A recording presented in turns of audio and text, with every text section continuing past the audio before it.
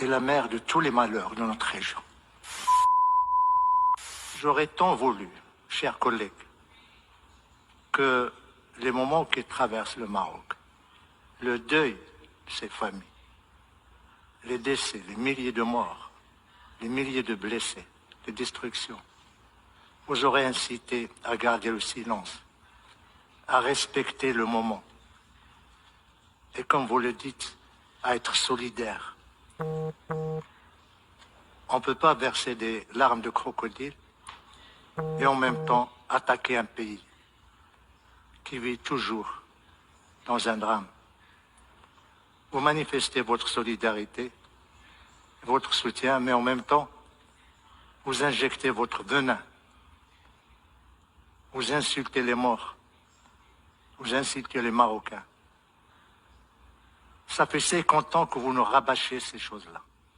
Ça fait 50 ans que vous dites que vous n'êtes qu'une partie neutre, qui n'est pas partie prenante. Ça fait 50 ans que vous prétendez défendre un principe. Mais qui êtes-vous, l'Algérie? Qui êtes-vous, monsieur le président, monsieur l'ambassadeur, si vous n'êtes pas partie prenante? L'Algérie, pourquoi a-t-elle pris la parole? Parce qu'elle est neutre? Parce qu'elle n'est pas partie prenante? Parce que juste elle défend un principe? Parce qu'elle défend le référendum? Mais vous commettez énormément de distorsions historiques. Vous faites preuve d'ignorance de ce qu'a fait les Nations Unies. Vous parlez de référendum et vous parlez des résolutions du Conseil de sécurité. Vous avez oublié que le Conseil de sécurité, ça fait pratiquement 23 ans qu'il ne parle plus de référendum. Vous parlez du principe de l'autodétermination. Mais vous êtes comme un avocat commis d'office qui prétend défendre le droit et le principe et en même temps il le viole. Si le principe de l'autodétermination est si cher à votre cœur, si cher à votre esprit, si lié à votre histoire, à votre ADN, pourquoi vous ne l'appliquez pas chez vous? Il y a un peuple qui existait avant l'État algérien, qui revendique son droit à l'autodétermination depuis des décennies, le peuple kabyle. Vous lui refusez ce que vous voulez offrir à des populations qui revendiquent leur marocanité. Vous voulez paraître comme une partie qui n'a pas d'intérêt direct, mais vous êtes concerné, vous êtes responsable.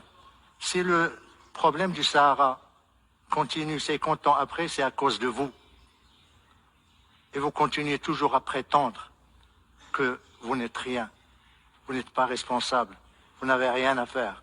C'est les Nations Unies. Mais les Nations Unies vous disent, venez aux tables rondes. Pourquoi vous ne venez pas? Les Nations Unies adoptent des résolutions, vous les rejetez. Voilà l'Algérie.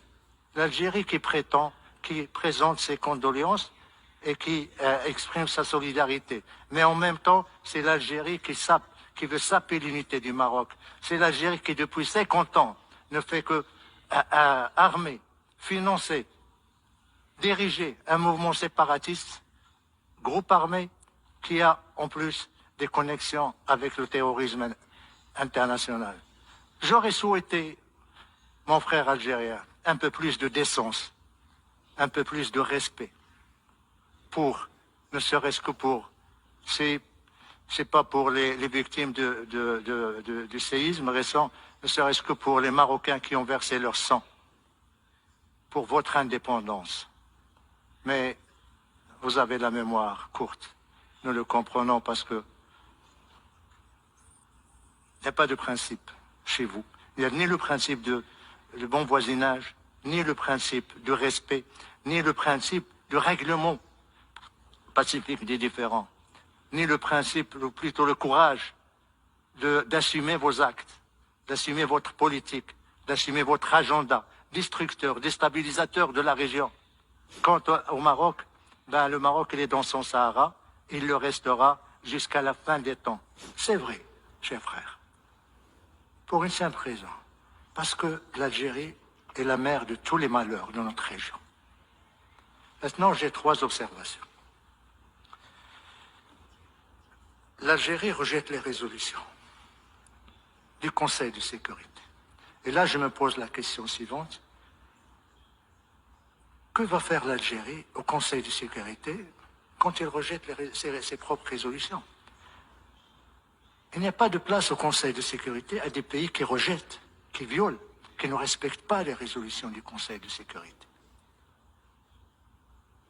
Nous attendons l'attitude de l'Algérie lorsqu'il aura accédé au Conseil.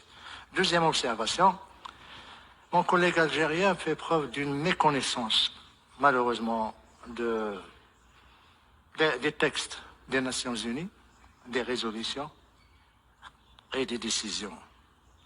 Le Conseil de sécurité ne traite pas la question du Sahara en tant que problème de décolonisation, mais de paix et de sécurité.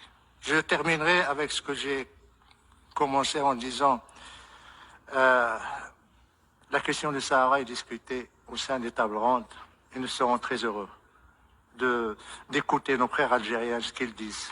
Même quand on n'est pas d'accord, mais l'essentiel c'est qu'on est autour de la table